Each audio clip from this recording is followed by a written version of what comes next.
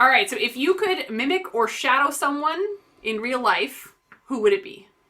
Really? Yeah. Oh, that is such a loaded question. All right, I'm not going first on this one. Okay.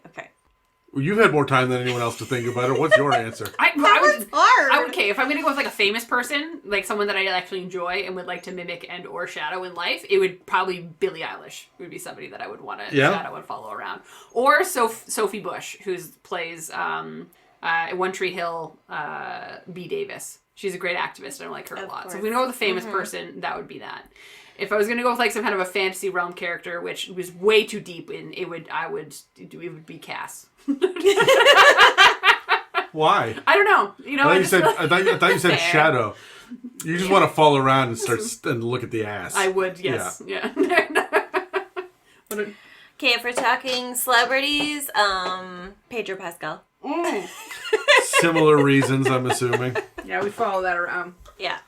He's just so fun. All the time. Fictional character? Ben. From the last episode? The rat? The rat Ben. You were so excited about it. I know. But I don't like rats that much. I don't actually much care for rats, man. I don't want to shadow and or mimic them. I don't know. Yeah. What about you, Adam? That one's hard. You've had some time to think. Celebrity? I do not give a shit about celebrities. Like, Me neither. There's very few in this world that I give a shit about. And that's why it was easy for me to pick them. Or Vin Diesel. I would throw that one. I've mentioned Vin Diesel many times on this podcast. fucking why? I noticed that, but why? I don't know. I'm just all about that, man. I think he looks a little like Shrek. Weirdly, I'm okay with that. Shrek is a good vibe, all right? Yeah. He's a landowner. Yeah, He's committed to his relationship. He He's hates the public. fucking dad bod, Yeah, right? dude, we love a dad bod. We do. Yes, fictional Loki. Okay. Easy. That'd be fun to follow around. Yeah. I would, at this point, the people that I'd want to follow around are, they're dead. So, we're talking a lot about dead and fiends and, unevil things, evil things, so that kind of makes sense. If I could, I would follow around Alexander the Great and see if he lives up to his name. Because he did a lot. And everyone has tried to live up to him for thousands of years afterwards. So I'm like, but was he? Or was he just a good delegator? Are you worth the hype? Yeah. So I would follow around and learn because there's some stuff there, right? But that's such an Adam answer. yeah, it is. I'm sorry, it's not exciting. I just want to see if he's worth the hype. Yeah. And then fictional, I don't like Batman. Batman. But which Batman? Of the animated series, Okay. the only true Batman. So not Batman Beyond. Okay. You don't want teenager Batman? I would not follow around teenager Batman at this point in my life. No. But technically, regular Batman is in Batman Beyond. He's teaching. Technically, he is. Yeah, but technically, teenager Batman is following Batman. So you want to shadow the shadow? No, I don't want it. I would rather be the You're you're ruining this for me. fucking fine Han Solo. There you go. I'd follow Indiana Jones. Got proof of God powers and then never did anything with it. I'd like to follow that guy and find out. He's got to have a weird philosophy on life. That's fair. That's fair.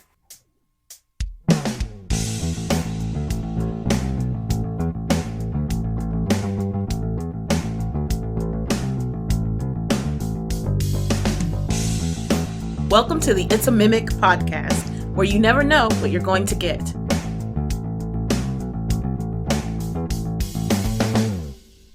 Welcome to another It's a Mimic episode, where we continue our conversation on monsters in Dungeons & Dragons 5th edition. I'm Casey, and with me today are Megan and Adam, and this episode is called Bigby's Giant Updates, Pliant Giants When Fiends Intervened. In this episode of the It's a Mimic podcast, the panel of Dungeon Masters is going to be... I was going to say Dragon Masters, just for fun. In this episode of the It's a Mimic podcast, this panel of Dungeon Masters is going to look at 5 giants that have been corrupted by the forces of the lower planes. Before we go any further, I have a question. Considering how little that we play at our table with devils and demons in our campaign, do fiends interest you? Would you like to break it from the undead and dig into demons and devils more? Okay, to be fair, I read a lot of demon smut. So we're starting this episode off strong in the sense where I would love to. But in a different campaign. Yeah. Not in your campaign, Adam. I would make my own campaign for this. Yeah, it's an After Dark. It's a... Oh, yeah. This would be an After Dark game. Demons, devils, like, whole 9 yards, right? Yeah, I don't know what... They seem somewhat basic to me, just because I don't know enough about all of the different varieties. You bore me, she says. Yeah. Oh, there's so much fucking yes, stuff and there. I believe there is. I just, like, don't have insight on it, so it's kind of like, So, when we sat down to look at the very beginning, I'm like, okay, what are we going to focus on? Clearly, dragons. The other monster type that I wanted to... We had originally a rotation of 7 episodes before we would loop back and talk about lore again, and then world building, and then... Yeah. Fiends was supposed to be the 8th one, because there's so fucking much, and they're so cool, and they're so different. Yeah. Right. The devils versus demons, and then the Yugoloths, and then you have night hags and hellhounds, and, like, there's so much... Incubi and succubi, which are cool because it's the same creature that'll swap genders depending on who they're talking to. Mm-hmm. Like, it's so neat, and there's a lot of cool shit. And I would love to dig into Fiends. Yeah. I specifically did not do that for our campaign because it would get real dark real fast. And we're already pretty dark in your campaign. Yeah, if I'm gonna play evil, right? This has been like entropy evil. This has been the world is dying and we are letting it, instead of, hey, let's enslave everybody and remove their thumbs so they can't be effective. Like, it's evil. And I didn't want to go down that road with Fragile Daniel, and Megan was new to the group, and I'm like, we're not going to scare her away with Fiends. This is not going to be the... And here we are today. Fiendish as fuck. Mm-hmm. Welcome. Okay, before we give in to horrible corruption, let's jump into an info break. We've previously covered quite a bit in our discussion on monsters in 5th edition. For all of those episodes and more, you can follow or subscribe on Spotify, Apple Podcasts, YouTube, and dozens of other podcast apps. If you would like to support us, you can donate through the website, check out our store, or join our Patreon and get access to other episodes and series. If you would like to pay for some ad space on It's a Mimic, or just send a shout out to a friend, please reach out to us through our email and website that are listed in the show notes below. Before we go any further, I just want to thank Matt for the generous contribution that we received through the website. It's support like this that lets us know that we're not just wasting our time screaming into the void. So thank you. This week on the It's a Mimic podcast, the campaign builder sits down to discuss how dungeon masters can encourage a certain amount of chaos when our players just need to get it out of their systems. But for now, let's get back to the episode. Well, we have a long list today. We do. I'm very excited. And I think, who's kicking it off today? I believe I will be kicking it off, because we're not rolling today. No. Which is a new concept. We have been given an order. But yeah, do it in order. It's a Giants episode. We going up the ordning. That's what, you know what? You're Fuck. trying to put rules on us and we don't like it. Don't I goddamn know it. All right, well, yes, I am up first. I'm going to talk about the Echo of the Demogorgon first. So there is a little bit of lore to speak to when talking about these echoes. So to be clear, for those who are unawares, I don't know why you would be, but the Demogorgon is the Prince of Demons himself, and many folks worship him for one reason or another. In fact, it is thought that even Ettins are transformed from orcs by the Demogorgon's hand. So causes these transformations in some of these large creatures, and so on and so forth.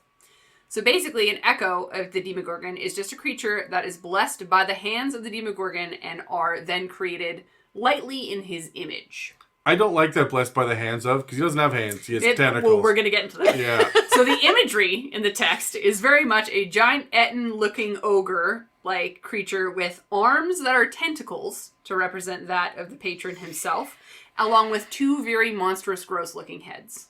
I think it is based on an Ettin, right? Like, it kind of is. Like, yeah. When you look at it, it's got the dad bod. It's got, like, the large, stumpy legs.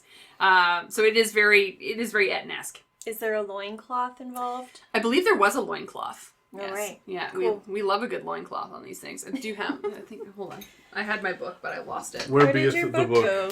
I would like a visual. All right, my description wasn't good enough for you, is that what you're saying? All right, so the echo of the Demogorgon is this guy. So there is a lovely loincloth involved. Oh boy. Yeah, so hands or tentacles that like reach the ground, stumpy legs, dad bod, 2 heads, sharp teeth.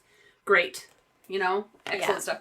And then right beside it, like in the book, is another Etten. So you can kind of see the similarities between the two bodies. Yeah. Yeah. So it is very Etten-like transformed into another large creature kind of thing. But this one has an innie belly button, and the other one has an outie. Is that the difference for you? Kinda. I mean, it's tentacles as far as the eye can see, so. Yeah. So many tentacles. Tentacle Ettins. We don't kink shame here. Yeah, we don't. So this is actually thought to be one of the biggest blessings and rewards given by any follower of the Prince of Demons that is of this likeness. This blessing and transformation leaves the creature confused and angry with a rage that even its heads will snap at each other. In fact, the howls it makes cause psychic damage and can cause other creatures to join in the confusion and start attacking anything else that they see. This attack is actually called the Discordant Screams. Is that right? Did I type that out right? Yep, Discordant Screams. Wow. Just had to make sure. Like, that word sounds weird. It might be the alcohol. More fireball? No, thank you. So yeah, the attack is actually called Discordant Screams. Anyone within 60 feet must make a DC 13 wisdom save or either be confused and attack any creature of the Demogorgon's choice, or be tormented with psychic damage themselves. So you can choose one or two of the other effects if they fail their wisdom save. Cool. Yeah. Otherwise, their basic attacks is multi-attack with their tentacle hands. Not very exciting. But I don't know. It's not? Come on, Megan. Isn't that your whole jam? Okay, you're putting me in a box. and it's not the wrong box, but I need you to stop putting me out there on the internet like that.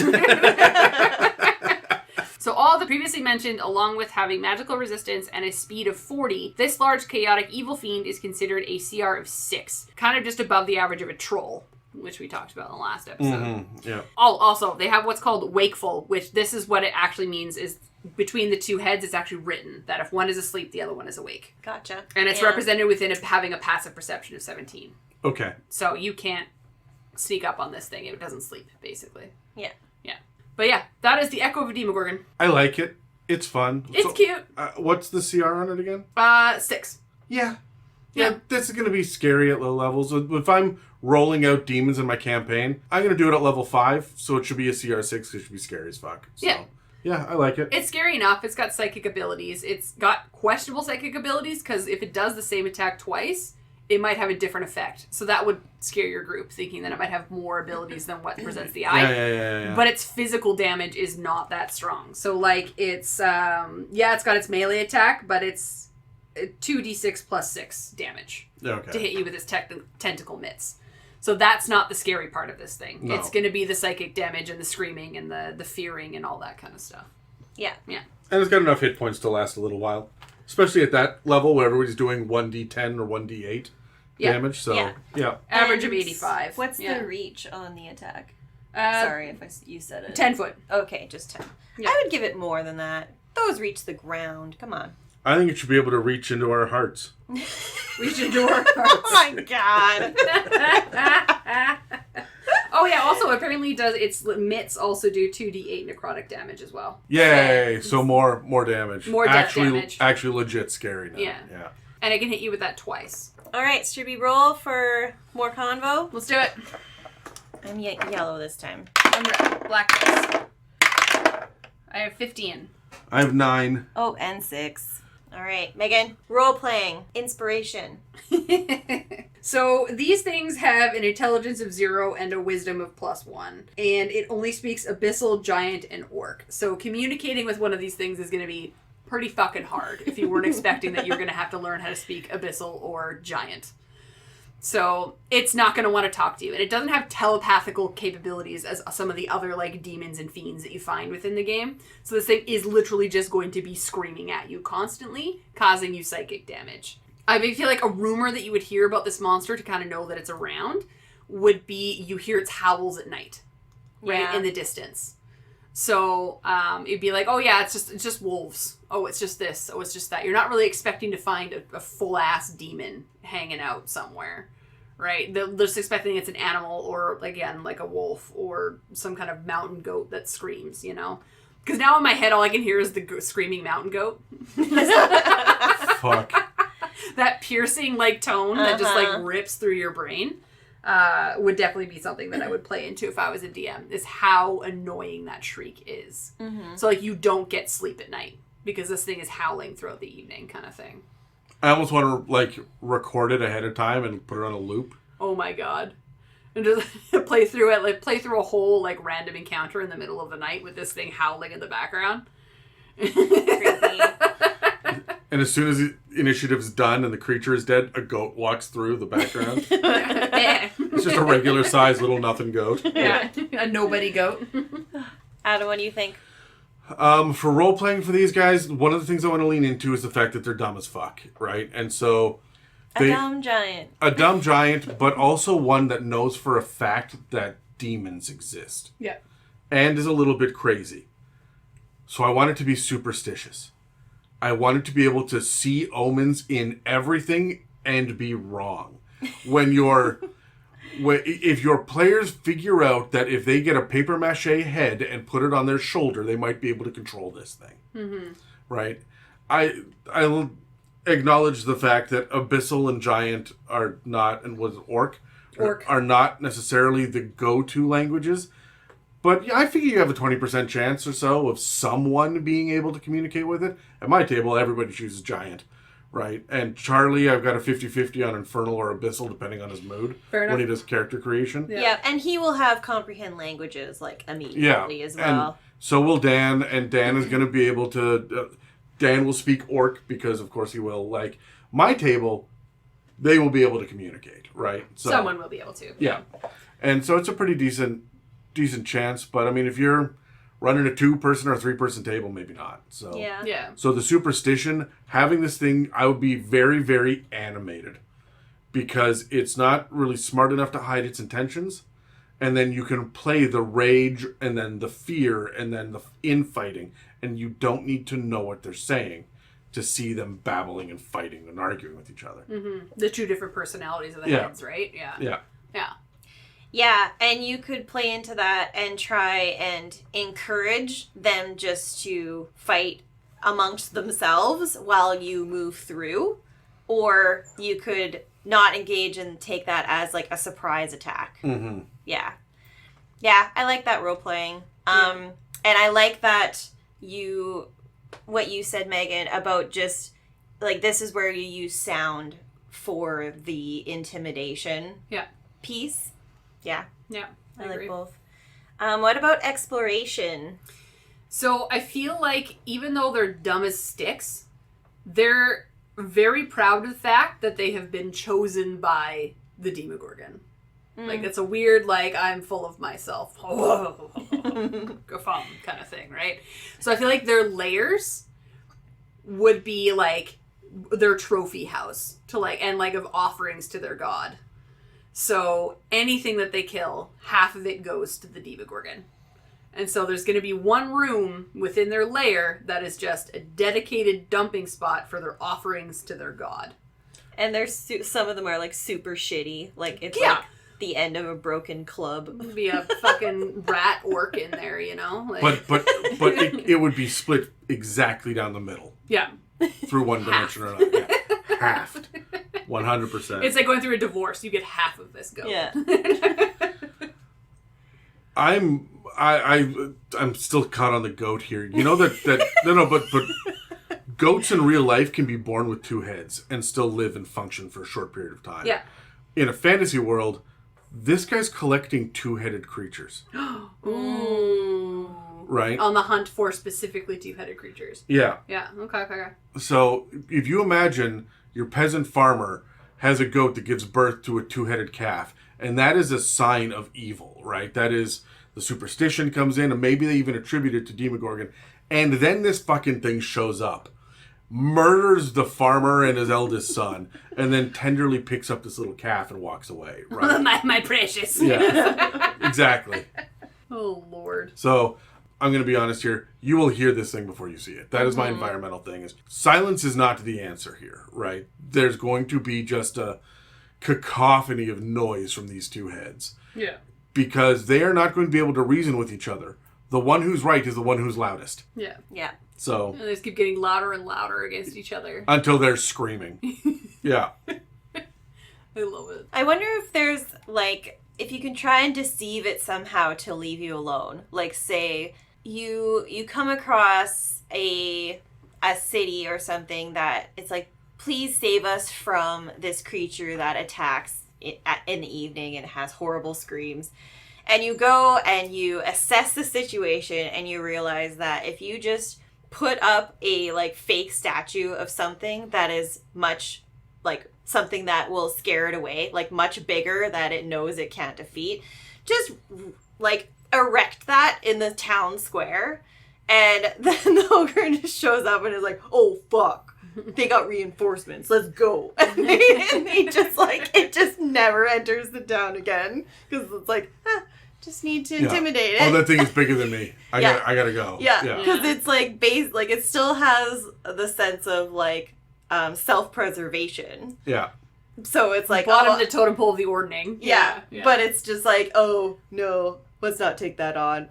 you are going to, like, minor illusion will work on this fucking thing. Right? Yeah. Yes. 100%. Totally. Unless you roll like shit. And then it's just like, how dare you try and trick me? I will eat you. Then you just fight it. Yeah. Easy peasy, lemon squeezy. And get grappled by tentacles. Yeah. It's fine. All right, moving into combat. What do you think, Megan? So it depends. I feel like if you're going to fight this thing one-on-one, it's definitely going to use the psychic torment to whittle you down with its screams, and then smack you as many times as it can with its tentacles. If you go into this with a group of people, I feel like it would definitely use the confused reaction, which is basically its ability to scream, confuse you, so you fight the thing beside you. Mm-hmm. And it's going to make you turn on each other, and it's going to find it fucking hilarious. Yeah. Like, they're just going to be laughing the whole time that it's happening. Like, every time you hit your friend, it's going to be like... So, that's what I think anyways. Yeah, there's definitely a sense of, like, charge. Like, it's going to just come charging in, cause chaos to... Like, there is no strategy in the combat scenario. No. Yeah. And he doesn't really have a thought to run away until he's losing. Yeah. Like, it wouldn't even be on his plan to be like, oh, there'd be no self-preservation until it realizes at one point, oh crap, never mind. Like, it'll be right at the last second being like, oh. The poor guy is gonna look over and see that the head beside him is dead and go, oh no, wake up, and he's smacking the other head and as he's running away. Yeah. Because it's like, oh, we were fighting these little things. How did they do this? Yeah, how did you hurt my brother? We'll be back. My big thing for combat, and I really need to lean into this, and you are going to hate this. I hate you already. But I'm just going to over-describe the tentacles. Please do. I'm going to get into You're going to write it down. the warm flesh, and you assume they leave, like, a slug trail behind, because they're just always... secreting a mucus of some sort. And so when you get hit by this thing, and maybe that's what does a necrotic damage. You alright, Megan? She's falling apart. Hold it together! Yeah, As it's... soon as you start with warm flesh and secretions. God damn it. Yeah. It's like, okay. Yeah. It's gonna be off-putting to feel the muscle moving beneath the skin on these things. Go on. I've lost both of you. Take notes. But moving on. But that is how I'm going to gross out my table with this guy. That's how I'm going to lean into the demon side of this. And the insanity and whatnot is making my players cringe and squirm. So the one sentence I took out of that was feeling the muscle move beneath the skin. That's noted. We're going to save that one for later. For later. And I imagine when and if you're able to kill this thing, it's like the scenario with the cave troll in Lord of the Rings, where it like sways on its feet and absolutely dex saves for anything that's within 15 feet, because when it lands, it like splays out its tentacles and they like land on the ground like in a wave. and you create like an effect in whichever direction you choose. A splatter of secretions. Yeah, and you can be caught underneath that warm flesh if you're not careful. I hate it so much. I am going to move right the fuck along. I have nothing that is appropriate for this conversation. Moving on from tentacles. All right, so let's move on to the Maw, Adam. All right, so we've gone from like ogre and we're working our way up the ordning a little bit. Okay, so hill giants. Hill giants are known for being hungry to the point where it's kind of their whole fucking deal. Even their special stat block is the Mouth of Grolantar, which is hunger personified. But you know who else is hunger personified? Gnolls. Specifically, their demon lord, Yeenoghu. Yeenoghu is just a big, huge-sized fucking gnoll, only with a big, scarier face and more rows of teeth. And the whole deal with him is that gnolls go out there, he has created them from the corpses of hyenas to go out and just create as much terror as possible. He is known as the beast of butchery. That is his whole fucking deal. And what he does is, while most of the demon lords have cultists that raise them and that want specific schemes and they're going to corrupt an area or desecrate a church, nah. He wants to get to the material plane as many times as possible, over and over again, to just create death, murder, and chaos as much as possible, and to feast on mortals, because that's his whole shtick, is he eats and eats and eats. When a gnoll eats, when they get a kill and they feed, they swallow, and the meat, or whatever it is they eat, doesn't go to their stomach. It magically transports to Yeenoghu's stomach. Oh, so geez. the gnolls are always hungry. Now let's talk about how this combines with a hill giant. Every once in a while, particularly malicious hill giants will pray to Yeenoghu, or maybe they'll accidentally eat an evil artifact linked to Yeenoghu. Or maybe they just have such an appetite that Yeenoghu can't ignore them any longer and starts making promises in the giant's dreams to them. There are lots of ways, because Yeenoghu knows hill giants and he's setting them up for fucking failure. So, regardless of the reason, the stupid and starving hill giants are prone to corruption by Yeenoghu. And each one that devotes themselves completely to him becomes what's known as the Maw of Yeenoghu. Not Maw like M-A, like the nut is mother, but M-A-W, like a big old hole. Big old mouth hole. Yeah. In return for this devotion, they are magically and irreversibly transformed, hunching forward like a gnoll and growing a long mane down their backs.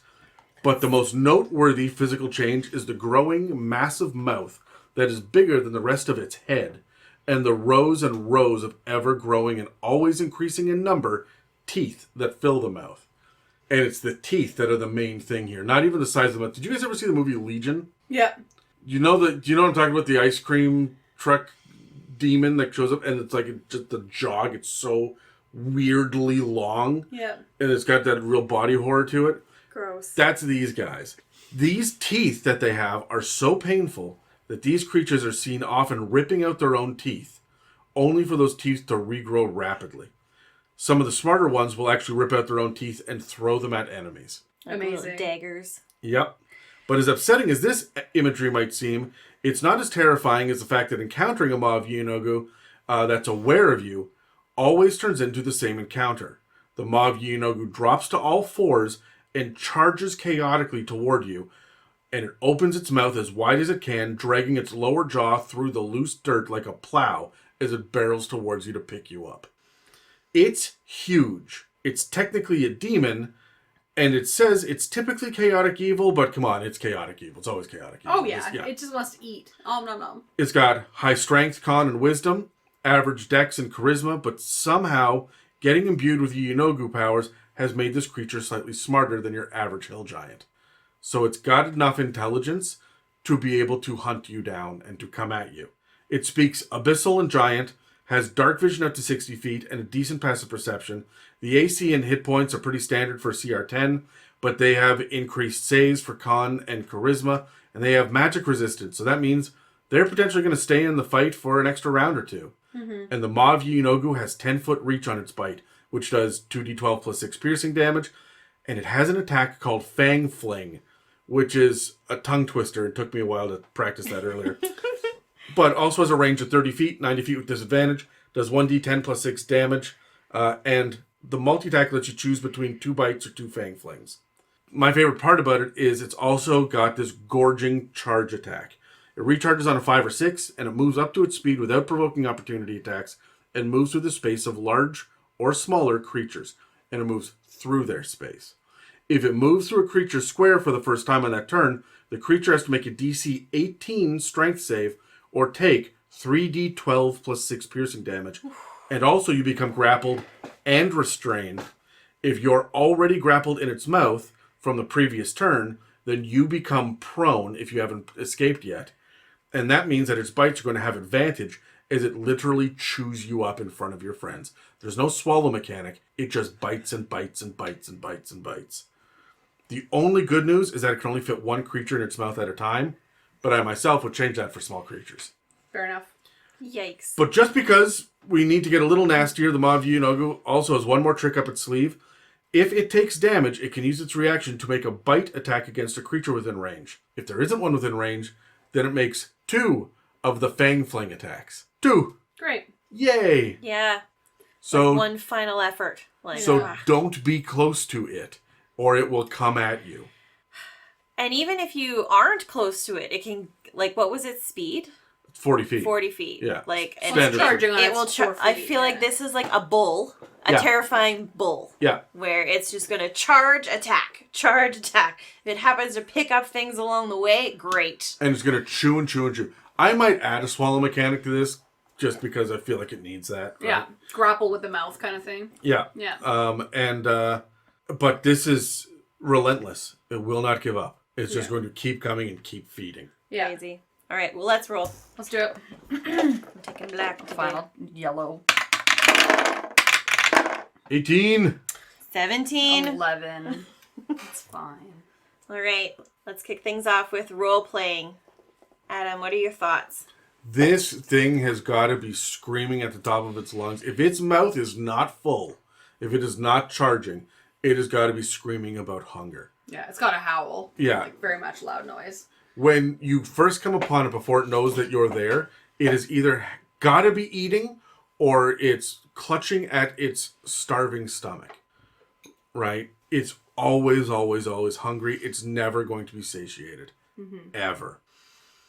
I also so badly want this mini. Yeah. It would be a really cool mini. So gross. Yeah, so the good. art in the book is upsetting. Frightening. Yeah.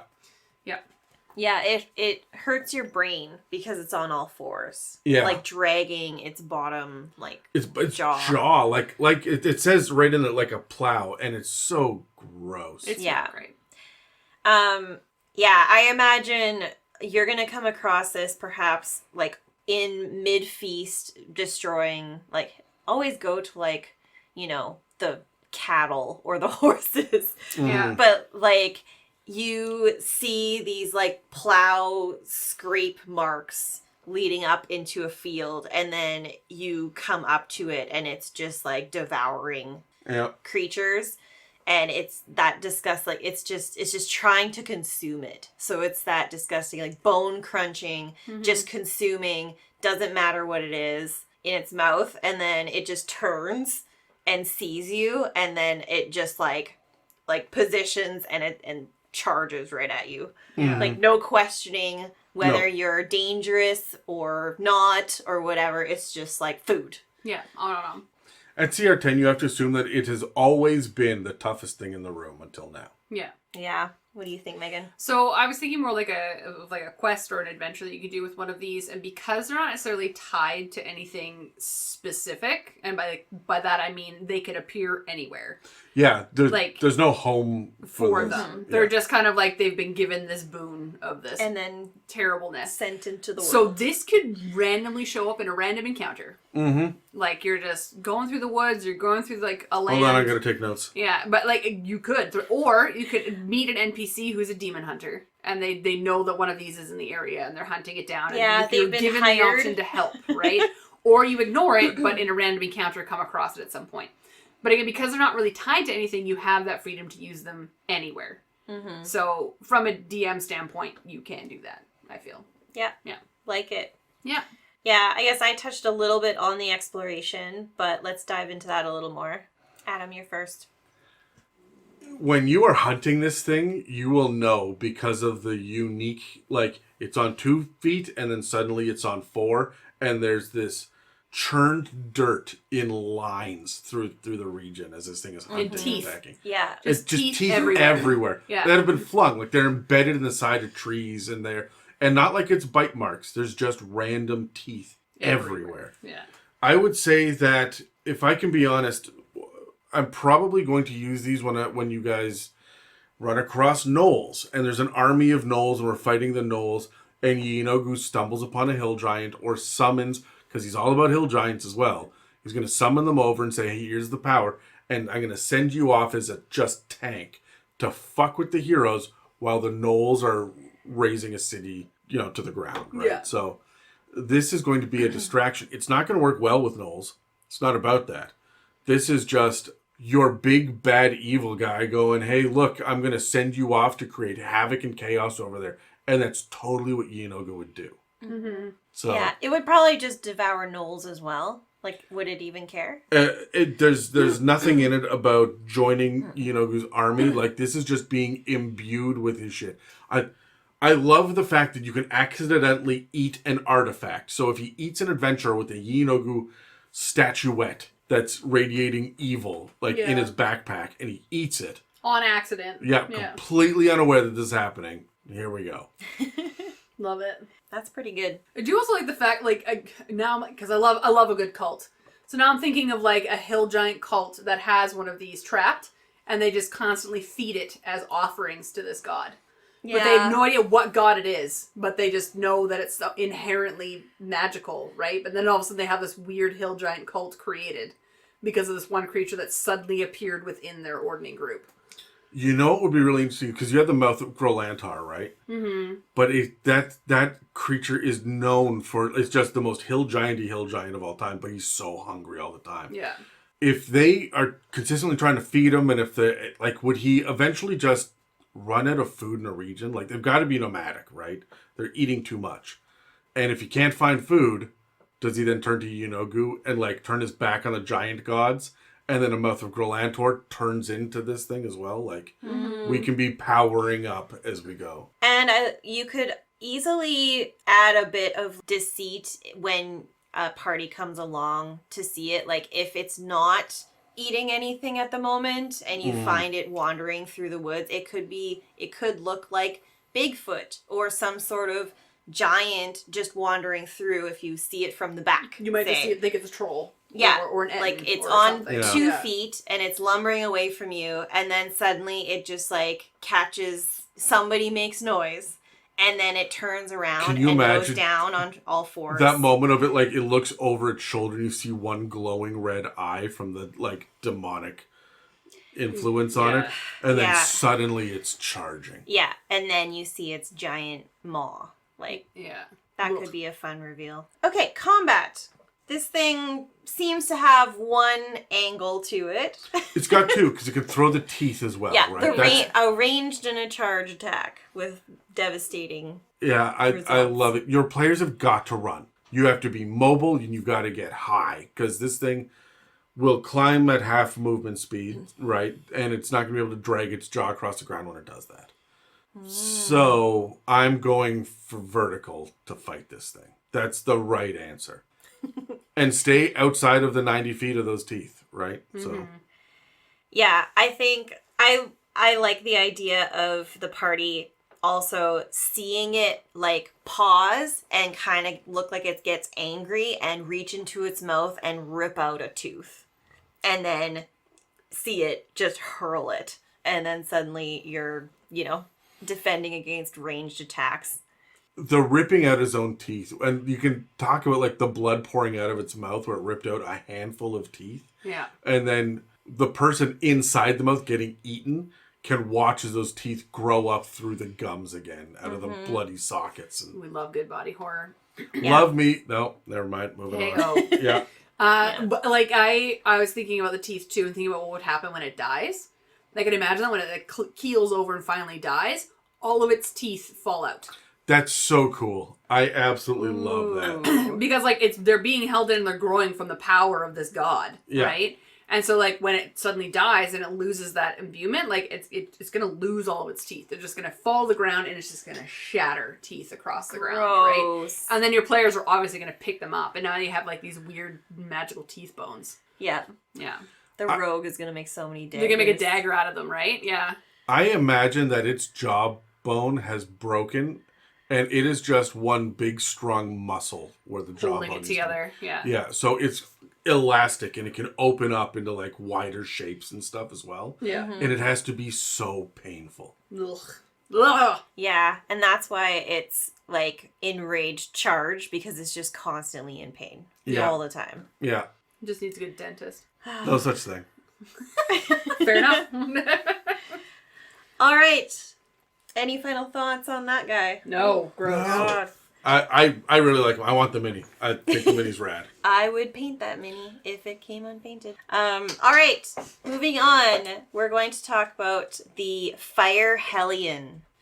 So I know why I am the one covering the Fire Hellion today.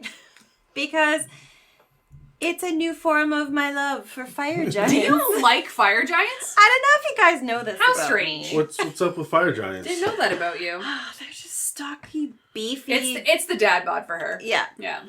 Gets me every time. They're also the short kings of the giant. We do love a short king. We do. What are you going to do when you have a tall Amazonian girlfriend? You climb. Death by Snoo Snoot. Amazing. Fire giants. Woo. But where would we be without Betrayal Story? So we know fire giants are creatures of strategy in battle, and they're skilled at forging with fire. In their studies of war, fire giants have been known to travel far and wide to gain tactical knowledge.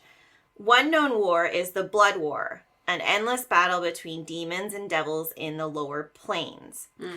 In order to return with new war tactics and knowledge that could perhaps raise the fire giants in the ordning, a fire giant can make a pact with a devil, which is obviously a mistake. I mean, That was the response I was expecting. I mean, deal for what? Does it have to be my soul, or can I offer someone else's? Exactly. So it does learn to forge with infernal iron and hellfire, making a powerful weapon it can wield in battle. But it also serves the devil's purpose. That weapon funnels souls from those the giant slays in battle down to the first layer of hell, for the devil to have a constant supply of souls. In return, in this deal, the devil promises the giant will continue their forging skills even after death, with a place serving them as a smith in the 9 hells. Oh, yeah. That's cool. Cool, yeah, sure. I want that. What the fire giant learns too late is, over time, they are slowly being corrupted and becoming a fiend itself. It grows horns and cloven hooves and a forked tail, becoming the Fire Hellion. He looks a lot like Hellboy. It does. Yeah. Yes. You know what? They're awesome. Still short king. Yeah. So good. I can deal with that. So they are huge-sized fiend devil, CR of 11, and they move at a 30-foot speed, and they speak common, giant, and then gain infernal. They will not be an easy foe to kill, with an average hit point pool of 175 and an AC of 18 due to some pretty fucking badass plate armor in the art. They have a whopping 25 strength, so that's a +7 modifier, and con isn't far behind with +6, so they're a tank. I would like to point out that even though they have this badass armor, they still have a loincloth over top of it. Battle skirt. Battle skirt. Battle They skirt. do. The battle skirt. They totally do. I love it. The battle skirt. And so with that, their lowest score is Dex. So they're beefy And there's nothing wrong with beefy. They got some girth. They got some girth. Some girth about them. Yeah. I'm about that. But yeah. 3C thick girthiness here. And they, of course, have damage immunity to fire and condition immunities to being charmed or frightened. And have magic resistance, meaning they have advantage on saving throws against spells and other magical effects. So, let me explain the Soul Taker ability. This is where it gets super interesting and super scary for players. A giant or humanoid that is reduced to 0 hit points by the Fire Hellion dies and its soul rises as a lemur on Avernus. This is the first layer of the 9 hells. In 1d4 hours. Do you know what that means? Because you don't know Fiends. In my research, yes, but Okay. please explain. So when you die and you go to the 9 hells as opposed to going to the abyss you turn into a Manes, or I'm not quite sure how to pronounce it, Okay. but if you go to the Manes are like little shit demons. They're the little stinky, like rotting corpse. They're gross. But if you go to the 9 hells, your soul becomes a flesh, just a blob of mournful, disturbed flesh with some like couple of arms or maybe a limb sticking out, so you can slurp around as melted flesh bag, and you're just pathetic as fuck. Everybody that goes down there turns into this, and it's up to you to play the game enough to level up to turn into the next level of devil. Oh, God. So you have to be the most evil of these little flesh monsters to do this. And they're nasty little fuckers. So Amazing and disgusting at the same time. yeah, they're usually used as fodder as well, because the higher devils don't give a shit about them. So like they will just straight up kill them without thinking about it. And if you are a devil and you die in the 9 hells, you die. You don't get resurrected or you don't respawn later, right? So they have a wretched, terrifying existence. So wow. Yes, so that is what happens. That. And yes, it sounds horrible. If the creature isn't revived before the 1d4 hours is up, it can be restored to life only with a wish spell or by filling the lemur and casting True Resurrection on the creature's original body. And what does it mean by revived? I'm assuming just like healed or like... You're back up on your feet. You got resurrected. So like in my mind, I'm imagining you're fighting one of these, you go down, 0 hit points, you wake up in hell for a hot minute. Yeah. And then you get revived. But you wake up as one of these things. But then you get revived and you're like, Holy Mother of God, I'm out. Yeah. I need to just go give all my money to orphans for I have to go and touch some grass. Yeah. Does anyone need a good deed? Because I can't do that again. Yeah.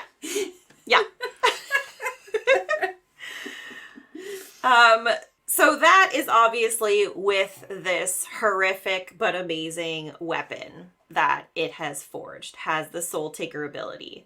And so it also has multi-attack with this Morningstar weapon that is engulfed in flames, by the way, constantly. Of course. It has a 10-foot reach and deals 3d8 plus 7 piercing damage plus 2d10 fire damage on a hit. And if the target is a creature, it cannot regain hit points until the start of the Hellion's next turn. So that is also where it gets super dangerous for putting things down and taking the soul. Yeah.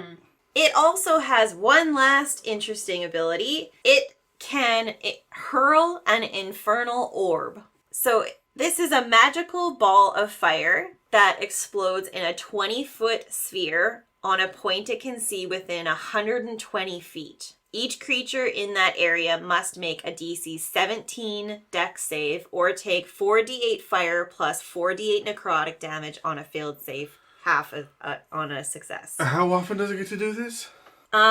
As one of its actions. Yeah, and it has multi-attack. Fucking can. There's no limit. The multi-attack is with the Morningstar, but it can just use its action As to an hurl an infernal orb. Unlimited fireball. Yeah. Super fireball, because you're doing necrotic on top of it. Yeah, man. Yeah, like, that's 8d8 total damage on a turn. It's okay, but if you succeed, you take half damage. Yeah, no biggie. Unless you're a rogue or a monk, or you just shrug and that use fuck evasion. off. I'm done It's with it. fine. Fucking monks. Okay, I die the most in our campaign. That is entirely your choice. That you do it to yourself. I do. And that's what really hurts. And that's it. That's all with the Fire Hellion. Amazing. Let's roll some dice to talk more about it. We're just switching it up every time. Natural you got a 20. I got a 17. All right, I'm at 12, All right. coming in last. So much inspiration here. Let's start with the role-playing inspiration. There has got to be a point, and I would very much want to. This is the hour. This is like the evening where it realizes, oh shit, I'm transforming. Mm-hmm. And there has to be the opportunity there to turn to a party and say, normally I would just remove your heads from your shoulders, but can you save me? Yeah. Oh, Adam. Going for the heartstrings. Of course you are. Yeah, and you've got a limited amount of time before this takes permanent effect. I would just put that in there, that it's just irreversible after 24 hours of the first cloven hoof that shows up. Right? Yeah, so, he's coming for me. Save me. Yeah. Like touching the forehead in the mirror going, what are these lumps? Yeah. Right? And then having this moment of, oh shit. Right? I made a fucking mistake. Yeah. Aw. I also like tapping into the fact that they are very much forged weapons within the Nine Hells, right? So that's what they've been offered. There is death. There is, I think, the second level of Dees is the one that's all about forges and making weapons for the Blood War. So you would find them there probably. So that's what I'm thinking of, is the fact that like when it comes to the Nine Hells and that these are the magical forgers of weapons within the Nine Hells, there's not a lot of reason why you walking the plane of Earth would come across them, so to speak. There's many reasons as to why, but this is the plot hook I'm going for. Sure. You run into one, and it's because the planes have shifted, and there's a weird connection between the two. Oh, you find a thin spot? You find a thin area. And then that's your plot hook of, okay, well, do we fight this thing and kill it and move on? Or do we fight this thing and research and explore the fact that there is a thin veil between us and the Nine Hells here? And why is it here? Mm-hmm. And by the way, you want the devils to win the Blood War. You do not want the demons to win. The demons are chaos personified. The abyss is infinite. There are 9 levels of hell. My fanfic would say otherwise. You want the demons to win? They're all... You have to remember that devils are the ones that are suave. They're good looking, they're intelligent, and they're manipulative. I guess. And demons are the fucking rage monsters that are literally fighting and fucking their way through as many things as they can to rip them apart, destroy as much as they can, and move on. And not in the sexy way. Oh, so you kind of like explained my fanfic. No. These are not Vikings. These are fucking rabid Wolverines. So like, and there's more demons than devils. It's the devil's strategy and their weapons that make them formidable. So like, it's a big deal. The Celestials support the devil's side a little bit, just a little bit.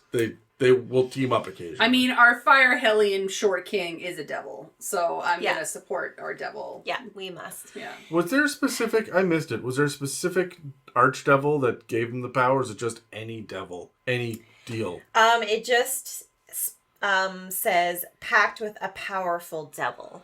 All right, That's so all. probably So it leaves it open. Just by looking at the horns and the tail and the feet, it's clearly a pit fiend. Yeah, which is that would make sense. The CR20 big bad devil. It doesn't have a name, so yeah. Blah blah blah. Besides Dex being at like complete average, everything else is above average, which we like. Everything is above average. We love a good above average king. But that means yes, it does have some intelligence and wisdom. And so I'm working off of your comment, Adam, where maybe it is just working away at forging all these things, and it has forgotten why it's doing what it's doing. It's forgotten its original. Oh, it's been there for so long. It's been there for so long, and it knows it wasn't always here, but it cannot connect back to, its army of fire giants under this mountain by this volcano or whatever. That whole kingdom is probably long gone. It could be. Yeah. And so, if you come across it in one way, shape, or form, maybe through Megan's tactic, and you interact with it and try and talk to it versus just fight it, you might find a little bit out about that and see, and give the party an opportunity to decide what to do about that. I got to point out too, just to bring this up, they're wearing some pretty gnarly looking gauntlets. Yeah. Right? Pretty sharp and whatnot. So you assume it's like leather inside for their hands and whatnot. And they're working in forges and fires. So those hands are sweating. I bet they've got really soft hands. You know what? You're not wrong. They probably do. Firm, but soft. And their nails are like perfectly manicured. They'd have to be. Yeah. Ugh, love a good manicured hand. Moving on, what about exploration inspiration? So you touched a little bit on potentially that, Megan. Yeah. Yeah. First of all, you're gonna see this guy coming. His weapons ablaze all of the time. Yeah, so, like yeah. a bright beacon. yeah. Like... So you know he's there, and chances are you're going to see him in his own space, right? Like you're hunting this guy down. I think the big thing here is, yeah, you would attack, but I really like this guy as allies an NPC. He would communicate. Yeah. Yeah. Because it's lawful evil, typically. Like, it's following a code. It's made a pact, but it's following its code. It knows. It's not like, because is it labeled as chaotic? Nope. No, it's lawful typically evil. lawful evil. Yeah. So it's not going to, attack you on a whim. It's going to be either you're going to be in its space and it's going to be like, what the fuck are you doing? Or it's been removed from its space and it's just like, I don't want to be here. What's interesting to me is the Infernal Orb is a magical ball of fire, blah, blah, blah, but it's not a spell that's being cast. Nope. When you look at the art, it is clearly burning from within. Yeah. I think it shoots it from its mouth. I think it's a breath weapon. I was going to say breath weapon or, it's a ranged attack from his, Morning Star. Right, it swings and it flies out of it. Yeah, like a fireball comes out of the actual like Morning lacrosse Star. style? Yeah, you know it. Yeah, I like the idea of it doing the breath weapon just because I think more things should breathe fire in D&D. Yeah, I'm into it. Yeah.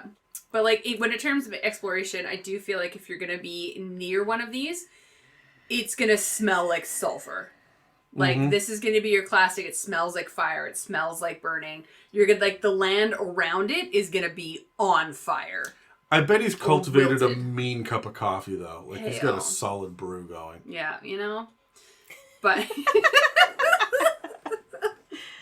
But, it's going to be that fire and brimstone is what I see when I look at this demon. So, or the devil, sorry. Got to be very specific with D&D. Yes. Yeah. Yeah. And I imagine it having, I would want to give it even, if you're in melee with it, or in it within its aura, is just, you are Hot. subject to heat and fire damage. Yeah. Even just trying to get into melee with it. Even out of its zone, I feel like if you're within 5-10 feet of it, it's just warm. Well, yeah, I wouldn't say that you're taking damage from it, but you're definitely going to be sweating. You'll feel it. Yeah. There's, I don't know, I would try and emphasize, you are going to be in trouble if you remain next to it in combat. Yeah. Well, I've got another one later, which actually does have an aura, so the fact that the aura's not listed makes me think that it's not going to do damage. Yeah. But it's definitely going to be someone that, on a cold night, you snuggle your feet up against them for warmth. Okay. Yeah, because I can I imagine... can get into that, too. Yeah. It's part of my fanfic as well. But in terms of this Soul Taker ability as well. Like, I see potential for a one-shot or something where... Retrieve the soul. Yeah, absolutely. Where people got where they shouldn't have got. They lost one of their comrades. This happened. They couldn't actually do anything because they ran away. And now they're hiring, like, stronger, capable people to go retrieve this lemur. Yeah. And so you have to then, you know, seek out where this came from, find an entryway, and go and find the right blob. Or your only entry is hit me with your morning star. Like, hit me. Hit me. Kill me. Yeah. So and then you have 4 hours. Oh, shit. Yeah. You make a deal with it. Yeah. Yeah, I like that. Fuck. As a DM, I would hand out stat blocks to the players to play lemures. I call them lemures so that they're not like the Madagascar. Lemurs. Yeah. Okay, thank you. Lemure sounds nicer. Yeah, so. Because that's what's in my brain. I'm like, I don't... A lemur. Hey, these are not marsupials by any means, but... No. Blobs. But, no, I would absolutely hand out the stat blocks to the players, like, give me your character sheet. This is what you can do now. Slurp your way through this dungeon in hell. Find your soul. And find the one you're looking for. Yeah. And get back. And so there would be other, like, low-level devils, and you'd be sneaking around, and other lemures would be, like, trying to interrupt you and shit. And, like, it would be a nasty, gnarly, weird little side quest for like, half a session. Totally. Yeah. Amazing. Yeah. They're my favorite. Any other final thoughts on Fire Hellion? Not particularly. No, I like them a lot. This is one that I would probably use in a campaign. Yeah, I'm about it. They're it's one of the so ones that badass. inspired me for my campaign. They're going to be used for sure. Roman, don't listen. All right, moving on. We got a lot for you today. We skipped the nice beard on him too. Right? It's just a handsome fella. Mm-hmm. It's also nicely groomed. Yep. Like, he just takes care of himself, you know? When that battle scored. That battle skirt. Anyways, moving on. We're going to talk about the Stalker of Baphomet. We went straight from our short king to the Stalker. Oh no. Oh lordy. All right, so this Stalker is going to have a history that kind of imbues with stone giants, similar to kind of like what we just talked about for a few that kind of have a different giant connection. So this is the Stalker of Baphomet. It is creepy looking, as it is stone giants turned into weird horned god-looking things. But let's start from the beginning a bit. So I know we've talked a lot about how giants and demon worship go hand in hand, but I'm going to correct us a little bit and say that it's not necessarily inherent when it comes to giants, because giants have an ordaining. They have no reason to necessarily deal with demon worship or worship of another god, shall we say. But when it comes to these stone giants I'm about to talk about, they become enamored with Baphomet. So not necessarily worshippers of, but they just kind of fangirl a little bit. As one does. As one does. Because Baphomet does create giant mazes and labyrinths and large stone structures where these stone giants will just, would like to use them as hunting grounds or just, again, become fangirls of this person who's created these things. And then, in turn, they are rewarded with being transformed into a beefed-up version of a stone giant where they are given a crown of very specifically 6 horns. They are given a magical glaive and the ability to basically call pillars of rock from the ground. So they become earthbenders, basically. Oh my god. Cool. So the ability to move the earth is actually called erupting horns, which allows them to choose a space within 60 feet and cause 3 horns of rock to form in a 30-foot radius and 60 feet high. Holy shit. It's a DC of 15 dex, or on a failed save, even on a failed save, it's a hefty amount of damage because it's 6d10. But the thing to be concerned about is that you are pushed up 30 feet along with it, and then when it ends its turn, they disappear and you fall to the ground. Yikes. So these stone pillars appear out of the ground, rise up, push your body into the sky, and then turn to dust, and your body falls to the ground afterwards. Cool. really neat. Yeah. Right? Yeah, use that in like the 6th round of combat. Yeah, but I mean, don't be scared because on a pass you take half damage. Sure. Yeah. Amazing. That makes it all better. Right? It's fine. So going back to the glaive, there's nothing necessarily overly special other than that it is a magical weapon that hits pretty hard, but it does give its ability to cast magic. So they then become spellcasters where they have spells like Meld into Stone, Stone Shape, and Wall of Stone. So obviously there's a theme here. Did the Stone Giants not have that originally? No, I don't believe so, no.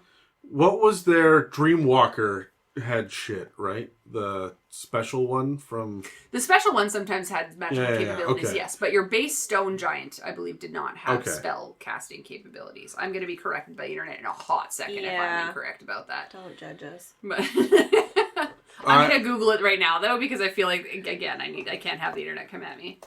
If I can be perfectly honest, of all of the giants, including like Ettins and ogres and trolls and stuff, Stone Giants are the ones that I know the least. There's just never the thing that I find I don't know what it is. No magical capabilities. No. They have a great club and they can throw rocks. Is the club really that great or is it just a good club? I mean, are you talking about cover costs or are we talking about... But yes, no, there is no magical capabilities in your regular Stone Giant. So in being gifted this glaive, they now have the ability to cast magic. All right, cool. And it is all like earth-based and stone movement-based magic. So in my mind, these things are running around the labyrinths created by Baphomet and creating new walls or moving the maze around itself, right? Yeah. That's kind of how I imagine them living and existing. Creating chaos. Absolutely, just creating like new chaos for you. So if you've seen the movie Labyrinth, they have the little tiny like brownie sprites like moving the stones so that like you lose your way. This is a giant that is creating new walls, moving the trees around, that kind of stuff, right? So due to being... The other things to kind of keynote is the fact that, of course, they're made of rock, so they have a natural AC of 17, along with, of course, having magical resistance.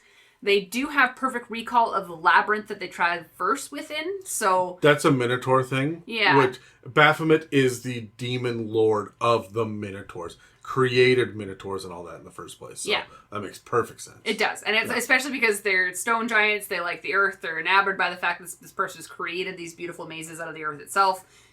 It's a full circle thing, right? Yeah. So along with all of this and their magical resistance, they are a CR of 12. Oh, in case you'll love this, they throw rocks. Yay! So back to our classic giant capabilities. I am legitimately pissed that they don't throw stones. Rocks. For this one particular, for stone giants, it should have been throwing stones. Oh, 100%. But no, it's just rock throw. Which, if anybody has listened to our previous episodes, it's the most exciting part about giants sometimes, is the fact that it throws rocks. Yeah. Rock Almost toss. always. Yeah. And never in a glass house, which is nice. You know what? There's not a lot of glass houses where they come from, in my mind. The only giants I can see having glass houses is cloud giants. Yeah, they will have giant freaking windows to look at. Yeah. I can see a storm giant watching the waves, like From royal from their little hideout under the. Like, they're just peering out, watching the storm going. I'm now imagining a lighthouse just made of glass. Yeah. That's fair. But yeah, so that is a Stalker of Baphomet, and again, they're a CR 12, which makes sense because like they have a hit pool point of like 16 D12 plus 96, like 200 average, and a 40-foot speed, which is normal for our giants at this point. But they're a huge, huge fiend, which is technically a demon. So Right. yeah, I do love that all of them today have lost their giant classification. They're all just demons. Mm-hmm. So all of your like detect evil and good and all that shit will apply to these guys. yeah, Yeah, that's true. absolutely. All right, let's throw some dice. Dice. I rolled a 5. Oh, we tied, 17, Casey. 17. All right, you go first. Nat 20. What did I end up with? 14. 14. All right, well, I'm going second. Okay. All right, Casey, talk to yourself. All right. I hate going first all the time. Okay, so role-playing inspiration for these. Well, oh my gosh. They do have an intelligence of +1 and speak abyssal and giant, and a wisdom of +3, so they're smart as fuck, by the way. Smart as fuck, and maybe someone in your party can communicate, but maybe not. If it's in our group, party. yes, someone always speaks giant. Fuck every fucking It's because time. you have the queens of giants in your group. Like, what did you Yeah, but expect? Dan too. Dan always chooses giant as That's well. fair. So Well, I mean, he is a giant. he's also a queen of giants, yes. Or is he's just a giant queen? Both Okay, options. so I don't know. I love playing this one as actually being really hard to visuals. Like, it won't let you see it. It's always darting around corners. It's always behind a stone wall. Like, you're not actually going to see how those, like, horns erupt from the ground. Yeah. You enter the realm that it's in. If some of you notice that there's the, more notable stone architecture, sure. But it's going to kind of fuck around with you from behind things. And, like, again, like, we talked about the short king who is short and stocky and the fire giants. Again, physically, to, like, speak to these, they're very tall and lanky. I feel like even though they're giant and large, like, they're huge fiends, they're going to be light on their feet. Yeah. Because they've been running through these labyrinths and their they entire know lives. them. Yeah. And they do have, like, the ability to do stone shape. So even if suddenly, like, you do come around the corner and they're there, it's like one look and, wait, was there something there? And they stone shape. And they're part of, like, the boulder along the wall. Yeah, or a new statue. Oh no, it's meld into stone. Meld into stone that does That that? makes them become Yeah. a part of a thing, yeah. That lets them literally like Okay. step backwards like the Homer Simpson into the Yes, bushes. that's what But I was into the thinking. stone, Okay. Yeah. That's Meld so into stone, yeah. but they also have a plus 11 to stealth. Yeah. Yeah. So they're going to be one with the walls and floor and shit, right? They have a So- plus 15 to athletics as well. Like, holy mother of God. Yeah. These are like frogs, like the frog of the giant world. They're just gonna be hopping around. Just run, like, I imagine now running across the top of the labyrinth. Right? Oh, that's cool. And, like, just, you feel a breeze Yeah, over of it top. running but across. like, that's how I see, like, and, like, in a session, hours of fuckery for the DM to do. Kerfuckery, as we like to call it. Yeah, that's my take. 100%. Adam. All right, for role playing with these guys, their intelligence and wisdom are high.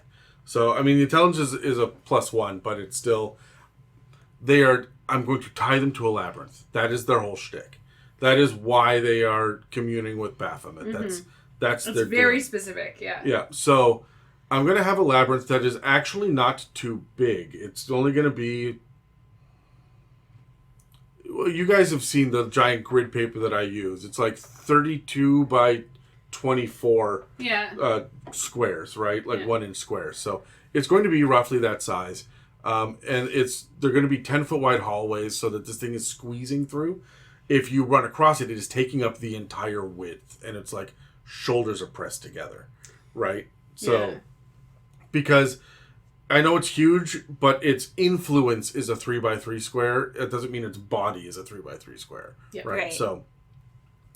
So I am absolutely going to have these guys be one with the labyrinth and understand it all. And I will have planned ahead of time with like a shifting map. I will replace the map every couple turns. Look how it's changed. Fuck you, Adam. Oh, absolutely. And you've got to find this thing. And you are playing hide and seek with this. Yeah. But it knows where you are. Every so often, a fucking rock comes hurtling out of the sky into the corridor you're in. Yeah. Right? Like, it is open air, but it is smooth stone up 80 feet. Yeah. Right? So, yeah, you can send your fairy or your wizard with fly or whoever, your druid that can wild shape, and they can go up and they can scout around. But that's a bad idea because it's probably standing on top of the walls. Like, it's... Get pelted by a rock. Yeah. Or it's just going to meld stone again, or not meld it, but a stone shape, which is, it's going to enclose, put a ceiling on this corridor now. Slightly removing what the person can, like, interact with the party, and then this thing steps out from the walls, right? Like, this is going to be a fucky fight. So, what is it, CR12? These guys are CR12, yeah. Yeah, I'm going to run, I'm waiting till level 14, because this is hit and run tactics. Yeah. I was also thinking, like, even if the labyrinth was short and it was tall, So when it's like standing at full height, you can see it. Yeah. But you don't know where it is because of the way the labyrinth is laid out, but you can just see it in the distance. Yeah. And you know it's there. You can see the horns moving. Yeah. Right. Walking across. So I was trying to figure out a way to, like, a quest or a plot of why you would go into a labyrinth to find, like, not to find one of these, but why you would go into a labyrinth. Well, a labyrinth is different than a maze. A maze, you need to go in and out of different points. A labyrinth, you are trying to get to the center for a reason. Yeah. So, I don't know, throw your MacGuffin into it. Well, my MacGuffin was going to be that you are required to get a horn of Baphomet, which is going to be one of the 6 horns on the head of this thing. So you do have to kill it. Ooh. Or remove one of its horns and run as fast as you can and not get lost in the maze. Right? So it's going to be like that. You need to collect these 5 items to do this magical thing, and one of those magical components is the horn of Baphomet, which is only going to be on the tops of one of these things. Yeah. So you're going to be like, you're going to find your exploration is going to be trying to find where the like labyrinth is. Then you're going to get to the labyrinth, and it's going to be like, how do we kill this thing? Right? Because they're not going to be easy to kill. And you're not going to be able to convince it to remove one of its horns. And if you do, that would be an interesting role-playing aspect. I would obfuscate it just a little bit and say that you have to get the crown of Baphomet. The whole crown, yeah. Yeah, so people will think, oh, we have to go get the literal crown that sits on this demon lord's head. But no, you just have to scalp or like chisel away the horn, the all 6 of them that are connected. Or just like the head of the stalker. Yeah. Ugh. Crazy. Yeah. And it's huge size, so you're like, it takes 3 of you to drag it. Yeah. Right? Yeah. Well, and this glaive is impressive. Yeah. It looks really cool. And I think it would also mess around with the fear in, you know how when you like swinging a glaive through the air, it makes that like whoosh sound. I'm imagining those like toys that you had as a child with those tubes that you like yeah. Spin above your head. Yeah. Like you could tease that with your players. Like every once in a while they hear this sound and it's like, what the fuck is that? Yeah. I don't know what that is. And it's this like walking along the tops and like swinging it back around. and forth down, like everybody drop prone and crawl as this thing is trying to hit you with the glaive. Oh my gosh, yeah. It's like a swinging, what are those things? Swinging blades of the, yeah, like the blades that cut people's heads off, you know? The pendulums. Yeah. Amazing. I would use some of that and like use the sounds and like the sound, you would not hear the creature, you would hear the sounds from the weapon. Yeah. And it would take you a while to figure out that's what it is. Yeah. Any other exploration stuff? You are not going to find a speck of dirt in this labyrinth. No. Everything here, all of the pebbles, all of this stuff, it has been melded into perfectly smooth surfaces to the point where you cannot climb the walls. Yeah. You just can't. Like, there's no roll involved. You need grappling hook and rope to do it, and it's slippery as fuck. So I would not have it necessarily difficult terrain, but I would absolutely keep it smooth as fuck inside this labyrinth. Very well, like almost perfectly swept. But then when you kill it, the labyrinth starts to crumble and everything's difficult terrain. And that's when you have your earth elementals coming up and your gallop doors. All of the rock monsters start to appear because this thing has died and now they want to kill you. As the labyrinth is tumbling down around you, got to make dex saves to avoid it. And you're moving slowly and you're dragging this crown out. Like, I think that if you kill it, the labyrinth punishes you. Yeah. That was only the first part of this shit. Yeah.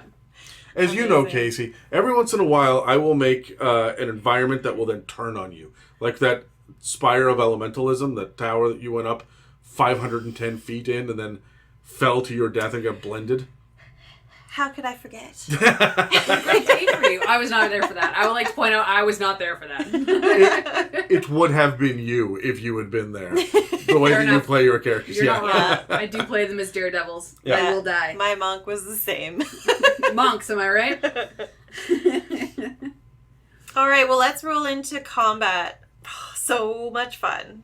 Adam, what would you do? It's hit and run. You're going in and out of the walls. You are getting up on top of the labyrinth where they might not be able to hit you and jumping into the next corridor, and now they got to find you. Mm-hmm. You are chasing and finding, and with 40-foot movement, the rogue that can dash and the monk and the barbarian with the unarmored movement and stuff, they'll come after you, but you will split the party. And honestly, you can stone shape and make wall of stone. Split the party. That's how I'm doing this. Again, it's a CR12. It's a CR14 fight. Yeah. Like, it's got a lot of kerfuckery, especially in its home turf. Yeah. You're fucked. Which is where you're going to run into it, right? Yeah. Yeah, and you wouldn't run into it anywhere else. Yeah. I like it. Megan, do you have anything? Well, I do love the fact that they have that ability with the erupting horns from the ground. Because we talk a lot in our dragons episodes about how dragons pick things up and drop them down. This is definitely it. Just like, and you can use this to split the party. Because you can erupt it in the ground within 30 feet. Launch them into the air. And then drop them in other corridors. And then drop them in other corridors. Drop all of them in different corridors. In their own little space. And then it can be like a one-on-one of like, okay, well, how do we find each other now? Yeah. And then like... On a recharge of 5 or 6, it's almost like a lair action, right? It does feel like a lair action, because I do feel like if you're going to do that, you are destroying a small part of the labyrinth. And it's either going to want to spend time repairing that space, or it's going to make it happen, and then that's just like a ground zero until they have defeated whatever they want to defeat, and then they're going to go back and remeld it. The only thing about it, the thing that I think is so funny, is that it recharges, it's got 60 feet it can see, like within 60 feet that it can see. So you turn the corner and you see it, and then suddenly everyone gets catapulted. Yeah. And so you're trying to get to it, but every time you do, here he fucking comes. So you have to make that save, right? Oh man. And imagine the fall puts one of your players unconscious and you're all separate. And so your healer has 3 rounds, potentially 2 rounds to find you because you're making death saves. Yeah. Now you see, I've got a party of 6, so I would split them into 3 groups for exactly that reason. Yeah.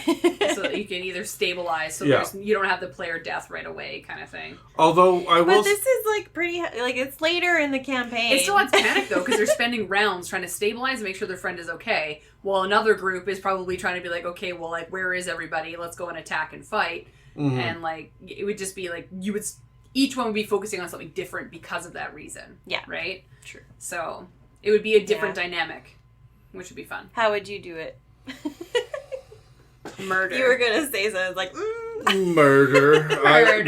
No, what I was going to say is that, honestly, stabilization, as great as it is, if you don't have a med kit, if you don't have healing potion, if you're just trying to make medicine saves... We watched an NPC last session failing medicine saves on unconscious characters, and like, it was scary. Adam's looking at me, by the way. At one point, Dan was the only one up, and he had 2 hit points. Yep. Yeah. Sea serpents, man. Yeah, and 2 of us were on 2 fails. Yeah. Death saves, and Megan was under below decks. Oh, already unconscious. Yeah, because I chained 2 encounters together, and so death saves. It was looking bad. Yep, fun. It was good. It was a good time. You all lived. Shut up. It's fine. And my character's so scarred. Like, I can't even. Yeah. You are one giant scab. Yeah. All right. Well, let's move on to our 5th and final monster today. I want you to know that I honestly thought at a quick glance that the Stalker of Baphomet was the frost giant one. I had them backwards in my head because I'm like, Megan will do frost giants too because she loves frost giants. Yeah. So, sorry, Megan. You also love stone giants. It's okay. Not to the same degree. No, I do. Frost giants are my jam. Yeah. But the artsy piece of the stone giants. I do love their obsession with architecture, yes.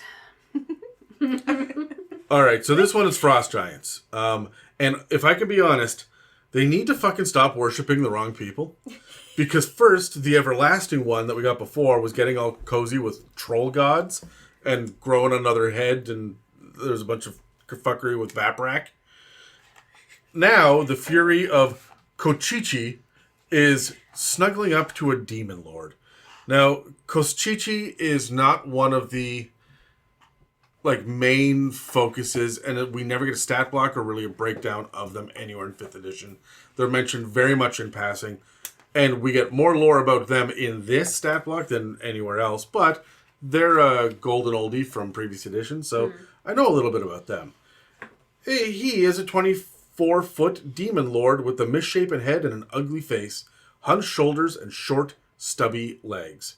His arms hang down below his knees. But what he lacks in charm, intelligence, grace, and looks, he makes up for with muscles and rage, and misogyny and rage, and a massive warhammer, and yep, more rage. This does sound like the intro to a smut novel. Yeah.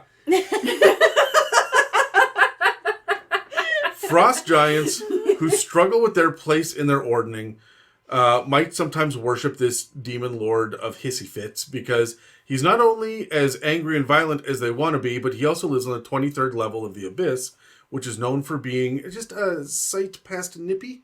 Yeah. It's a wee bit cold. So the rage and the cold combine to make a demon lord who keeps trying to pose as a deity of the frost giants. And when they buy his shtick, they become a Fury of Kostchtchie.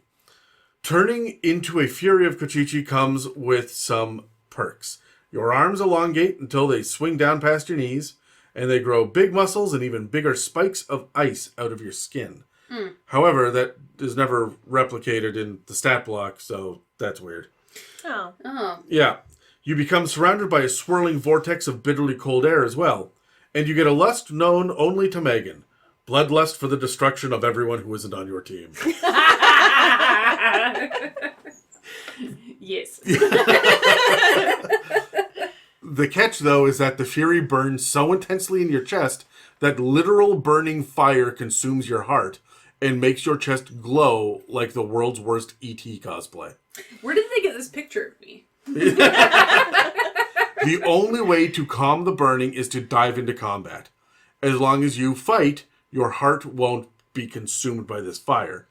So I guess the Fury of Kostchtchie is actually less like E.T. and more like Jason Statham and Crank. Fair. Yeah. When it comes to stats, the Frost Giant turned Fury of Kostchtchie gets more AC, hit points, all the stats, and all the saves and skills listed, including passive perception. They all go up, except the charisma save. That disappears. You just don't, it's just not as good. So, it gains immunities to fire, lightning, and poison because of rage, as well as a condition immunities to charmed, frightened, and poisoned.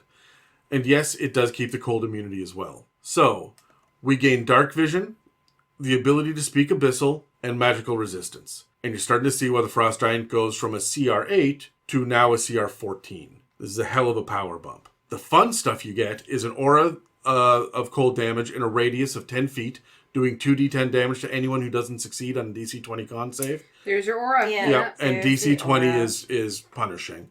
You also get a charge mechanic that essentially lets you dash as a bonus action, as long as it's toward an enemy. And you get an extra 3d6 cold damage to your punches.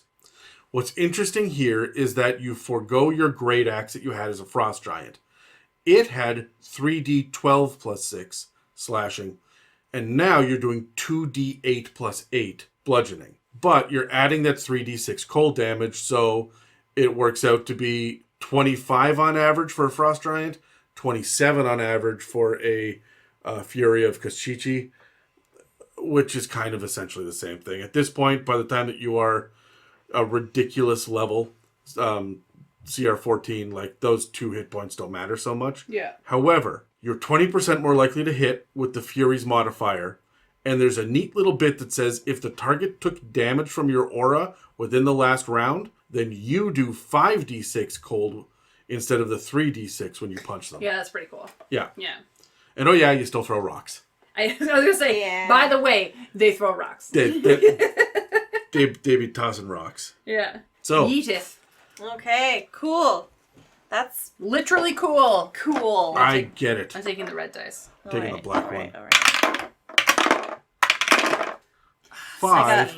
All right, you're going first, Megan. First, Adam, then me. Role-playing tips for these ones, they're not necessarily dumb as sticks. They have an average of 0 intelligence and then a +1 to their wisdom. So, in my mind, potentially you could communicate if you had Abyssal or Giant, but I don't think they give a shit. Like, their goal is to not die out. Like, you know, because they need to kill things or else their heart gets consumed by fire. And right? And there's no mechanic for that. So that's up to you as a DM, right? Yeah, but I feel like that just plays into the role-playing aspect of the fact that they will not, even though you can communicate with it, and it's smart enough to understand what you're saying, it's smart enough to have a conversation, it doesn't care. It's like, who cares? You're in my domain, I want to kill you so that I can remain alive. I'm not even going to talk to you during combat because I have to kill you. It's a survival tactic. It's a fight to the death, right? Yeah, it's my survival instinct kicking in here is what that's going to be. So if you're going to roleplay one of these, you're going to have to play into that. Like, you are building this to either kill your party, scare your party, or have them run away and be warned. Like, this isn't a quest giver or a conversationalist of any kind, right? Mm-hmm. So... Harsh. Yeah. Yikes. Dude, I love a frost giant. My big thing is when you go up into the ice, into the Arctic and the wilderness and whatnot, yeah, there's not big cities up there, but you have a lot of bands of barbarians. You've got orcs, you've got trolls, you've got gnolls that are up there. There are even some, you have white dragons, but you even have kobolds that are up there that are trying to acclimate to the cold as well. Mm-hmm. So there's quite a bunch of populations there for combat. I imagine that this guy for role-playing is working his way, like cutting a swath through these populations, right? Yeah. And is able to slaughter an entire nomadic village, right? Until that glowing heart dims enough that he can make the 3-day run to the next village, right? And so there's a frantic nature to this guy all of the time. Yeah, absolutely.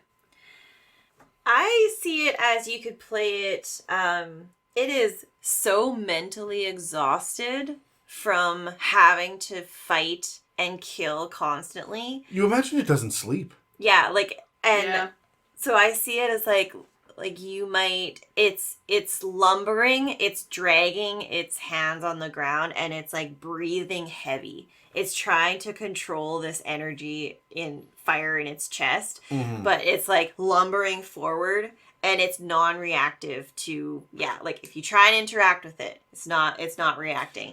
It's just coming, and it's like it uses this last effort of adrenaline to do horrific attack. But it's like there is nothing left. Yeah. People might feel empathy for a moment. Yeah. Until it fucks you up. I feel like it's lumbering, like it's ignoring things like birds and snow hares and stuff because that's not combat, right? However, the moment that someone's like, hey, he's just going to turn around and it's just rage. It's the Maw of Yeenoghu again. It's just... charge forward and fuck shit up because I have to. Yeah. This buys me a little more time. Yeah. And I would feel like it's just always on the move because if it stops, it's never going to find what it needs. So it's just like constantly moving. And it's like when it notices, when something gets its attention, if it's something it can kill, it goes for it. It's like a racing game in an arcade where you're fighting the clock, right? And you've got to make it to the next checkpoint and it's counting down and you've got set number of seconds to get there. So stressful. Yeah, that was going to be my like attitude, like the exploration piece of this is hunting one of these is going to be very hard because you're going to be in the Arctic where it's cold, there's snow, like its tracks are going to be covered on a regular basis. You're going to be following its carnage, not necessarily it as a being. Yeah. Right? And it's big enough that it's going to just destroy game trails. It'll follow down the game trail, but everything around it is and it's not going to have a layer. Yeah, like it's constantly wandering. So it's not like you're going to be able to get the up and up on it in its homestead, right? So, and if it did, the only other thought that I've had is like for almost like a quest thing / exploration is now I kind of want to see a commune of frost giants using it in a like not tournament battle style, but like a not like what is the word? Not a gauntlet or a gladiator. Like a gladiatorial. It's their gladiatorial warrior. So anytime you enter it, if you can defeat one of these things, or like they have lots of them for some reason, right? Yeah. And they send them in like, and you're because like frost giants tend to be impressed by your physical prowess, right? That's their big thing. That if you come across one, the only thing that impresses a frost giant is the fact that you have strength. So your strength check is going to be to fight one of these in a battle arena. And it's going to be they hold them and they keep them and they constantly keep them in rotation so that they have this thing to be able to test your physical prowess. Right. It's kind of the flip side of what they were doing with the Everlasting one. Yeah. Because the Everlasting one was corrupted by Troll. Yeah. And they would shun them and kick them the fuck out, right? But this one is still corrupted, but by potentially a frost giant deity, depending on if they've been convinced of that, right? And they're smart enough to think that. Yeah. Yeah. And so they might be sending this guy out, like send 2 of these in to fight the white dragon to beat it down enough that the other 10 people in the hunting party can come in. And Yeah, kill let's it, right? bolster our men. Yeah. And this is how we bolster them, right? Yeah.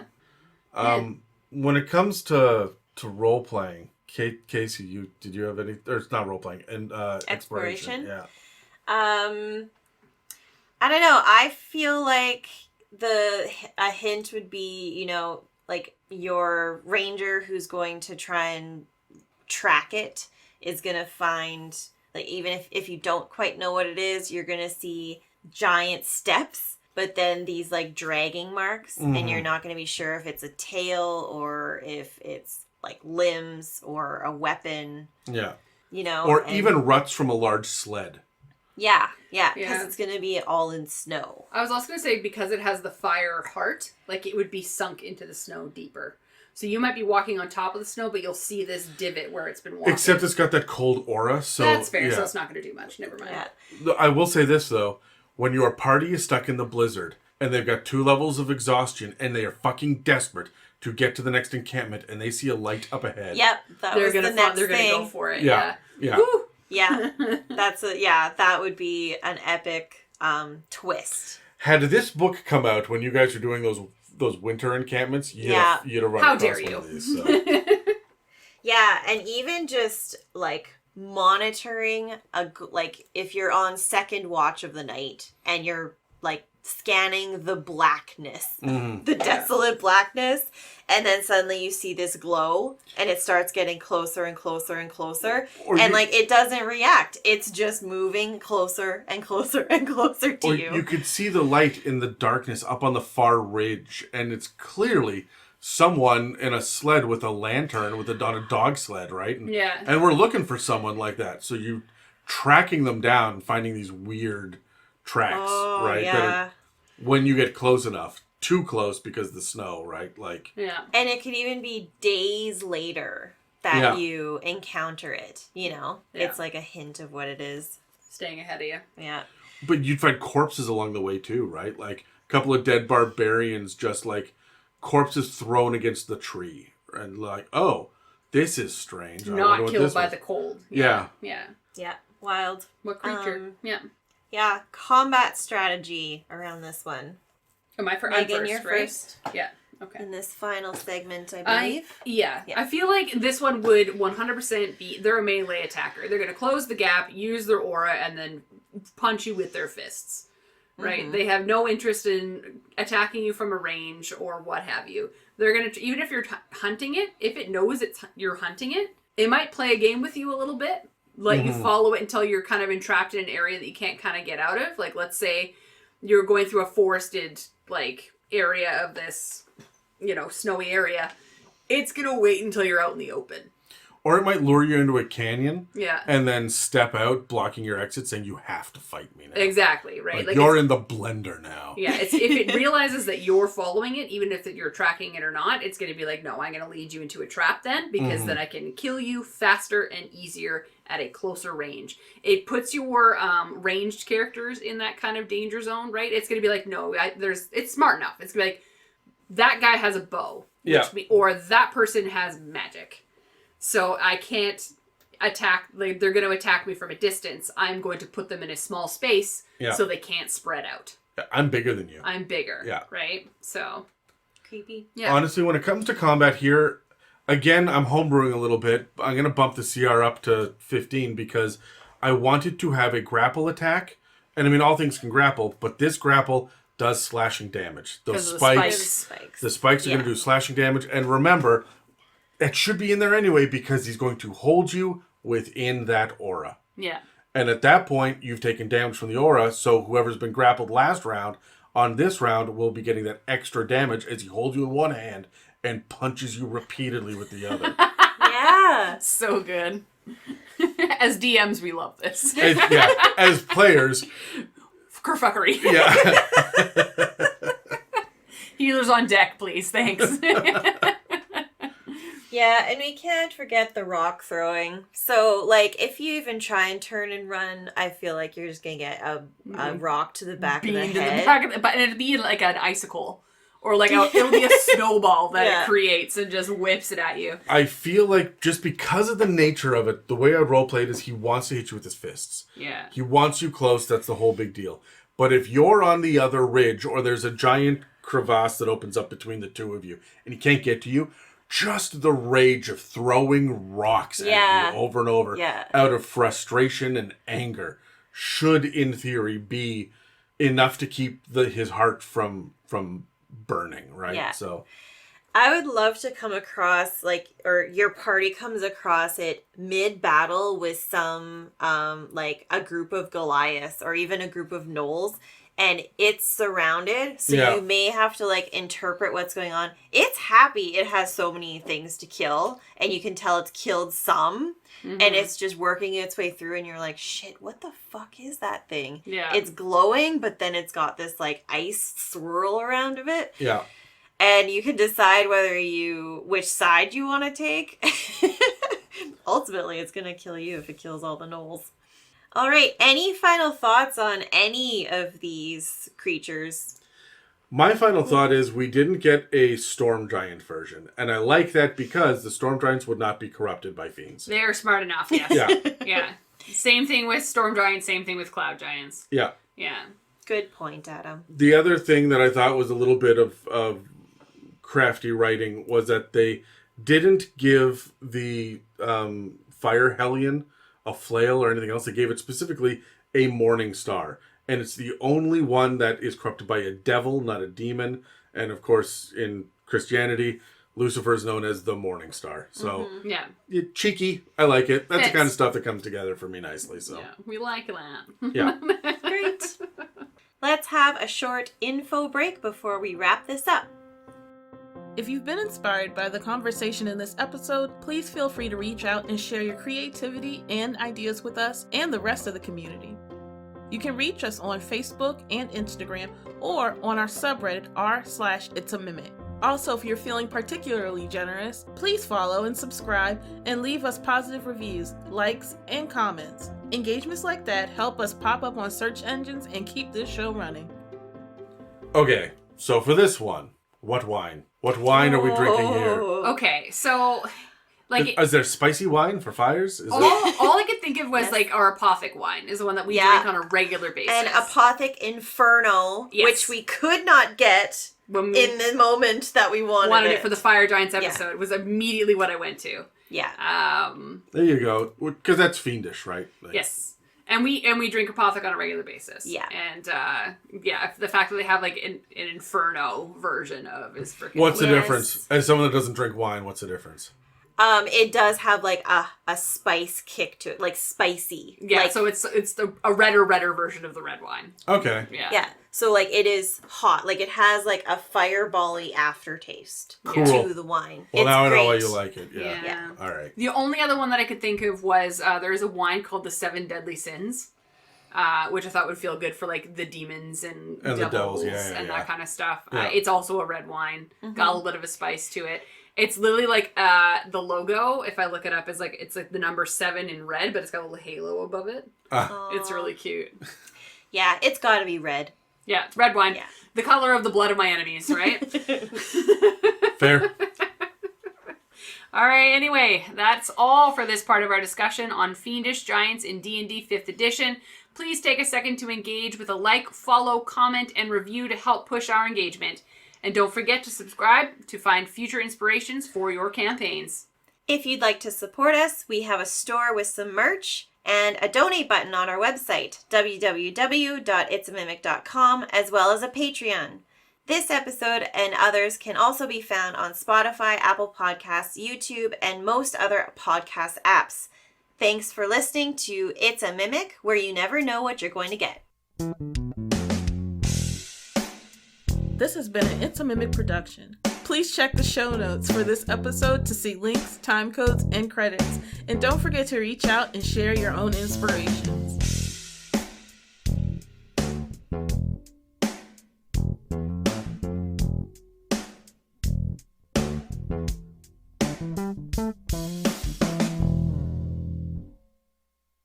All right. I'm gonna get comfortably in my seating position. Okay. I can do this.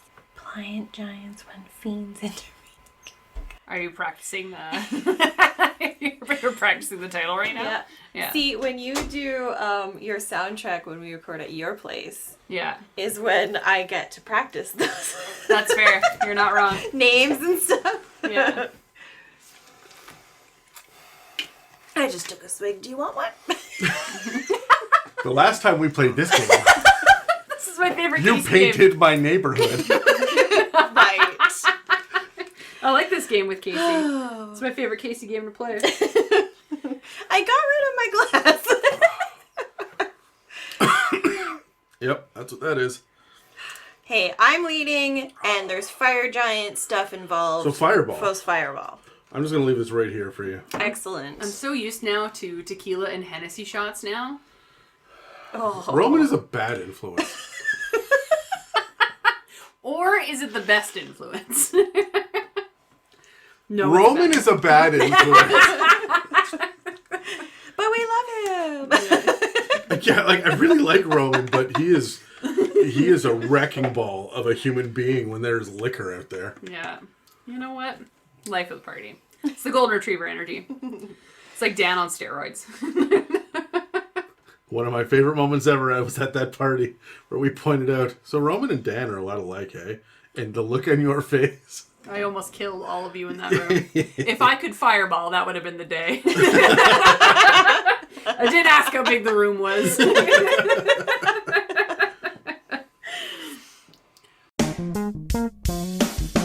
Welcome to another It's a Mimic episode. Yep. We're here. Fireball, Casey? We're doing some fireball. God This is damn not it. going to make it any better. You want to loosen up a little bit? Pouring liquor on this is not going to make it Technically, better. this is a Giants episode, so Yeah. give her.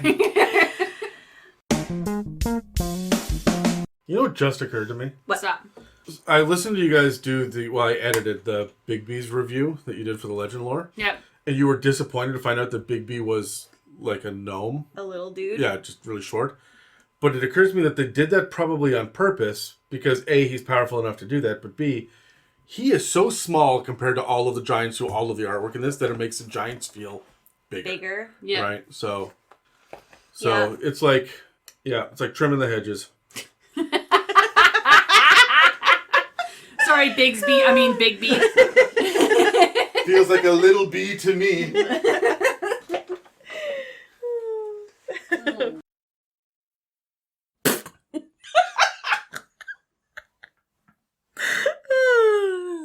That's so ugly.